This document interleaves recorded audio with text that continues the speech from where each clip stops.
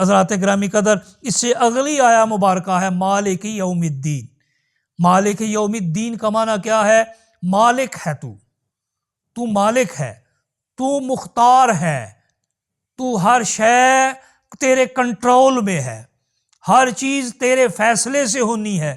تو رب کائنات نے وہ مالک ہے کس طرح؟ تو سورہ ملک پہلی آیا مبارکہ میں اگر آپ غور کریں تو آپ کو سمجھ آ جائے گی۔ رب کائنات نے فرمایا تبارک الذی بیدہ الملک، تبارک الذی بیدہ الملک، برکتوں والا، بڑائیوں والا، بڑی صفات والا کون ہے؟ بیدہ الملک، جس کے ہاتھ قبضہ قدرت میں ساری بادشاہت ہے، وہی ہے رب کائنات۔ تو ہے تمام عظمتوں والا، تو ہے تمام برکتوں والا، ساری کبریائی تیری طرف ہے، کیونکہ ساری بادشاہی تیرے دست قدرت میں ہے۔ وَهُوَ عَلَىٰ كُلِّ شَيْءٍ قدیر، اور وہ ہر شے پر قادر ہے۔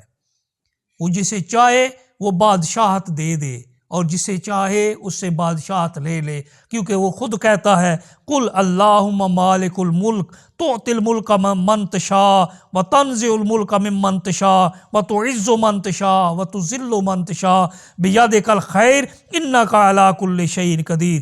ہے کل ہے حبیب، آپ انہیں بتا دیجئے نا، آپ ان کے سامنے میرا ذکر کیجئے۔ کس طرح کرو؟ اس طرح کرو اللہم مالک الملک، ہے ہمارے اللہ مالک الملک، تو تمام بادشاہتوں کا مالک ہے، ساری بادشاہتیں تیری ہیں۔ مالک ہے نا، وہ مالک ہے۔ کس تمام بادشاہتیں کون سی ہیں؟ اب ان کی تفصیل آپ اگر اس پر غور کرنا چاہیں تو قرآن پاک میں جا بجا ارشاد فرمایا۔ ایک بادشاہت دنیا کی ہے، ایک بادشاہت قبر کی ہے، ایک بادشاہت آخرت کی ہے۔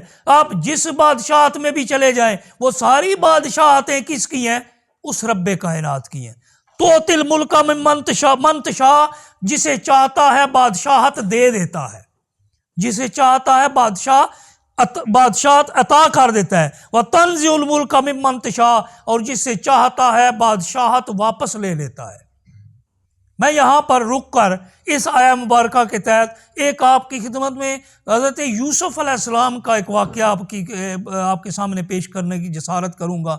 سورہ یوسف کے اندر بڑی تفصیل کے ساتھ ہے کہ کہاں حضرت یوسف علیہ السلام، میں مختصر رہتے ہوئے بیان کروں گا، کہاں حضرت یوسف علیہ السلام جنہیں بھائی دیکھنا گوارا نہیں کر رہے تھے، جنہیں کنویں کے اندر ڈال رہے تھے، جنہیں مارنے کے درپے تھے، جن کو قتل کرنے کے لیے وہ کوشاں تھے، اور پھر آخر میں اسے کنویں میں انہیں ڈال کر وہ چلے گئے۔ کہاں وہ یوسف علیہ السلام جو اس کنویں سے ایک غلام کی طرح باہر نکالے گئے اور پھر غلام کے طور پر مصر کے بازار میں بیچ دیے گئے۔ پھر وہی یوسف علیہ السلام جب مصر کے بازار میں بک کر عزیز مصر کے گھر میں ایک غلام کے طور پر داخل ہوتے ہیں تو پھر ان پر الزام لگایا جاتا ہے، یہاں تک کہ وہ ایک جیل کے اندر قید کر دیے جاتے ہیں۔ اب یوسف علیہ السلام غلامی بھی ہے، پھر جیل کے اندر مجرم کی طرح ایک نہ کیے گئے جرم کی وجہ سے قید ہے۔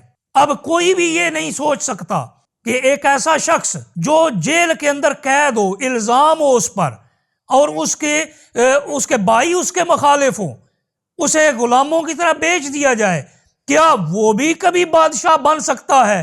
لیکن بادشاہت کس کے پاس ہے؟ قُلْ اللہم مالک الملک، ہے آپ فرما دیجئے ہے ہمارے وہ اللہ کہ تو تمام بادشاہوں کا مالک تو ہے۔ تُعْطِي الْمُلْكَ مَن تَشَاءُ، جسے چاہتا ہے تو ملک بادشاہت دے دیتا ہے، کنویں سے نکال کر، جیل سے نکال کر، الزام سے بھی بری کراتا ہے اور عزیز مصر کے عہدے پر بھی فائز کر دیتا ہے۔ تو کون ہے وہ اللہ تعالیٰ ہے، وہ مالک ہے، وہ مالک ہے، وہ خالق ہے، وہ تمام بادشاہتیں اس کے پاس ہیں، جسے چاہے دے دے اور جسے چاہے عزیز مصر کے عہدے سے برطرف کرا دے اور جسے چاہے عزیز مصر بنا دے۔ تو حضرات گرامی قدر وہ کیا ہے؟ مالک الملک ہے، وہ جسے چاہتا ہے جو چاہتا ہے عطا کر دیتا ہے۔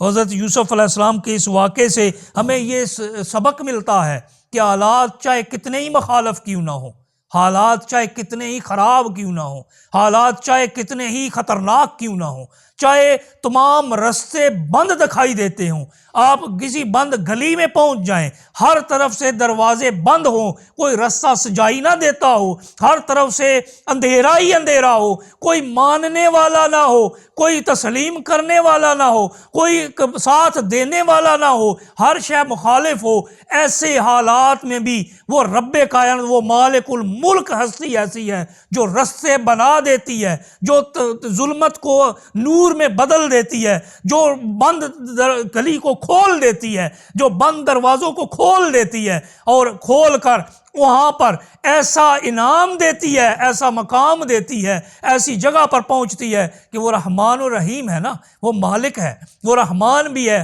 وہ رحیم بھی ہے، وہ مالک بھی ہے، وہ مالک الملک، جسے چاہتا ہے اپنی بادشاہت میں سے عطا کر دیتا ہے۔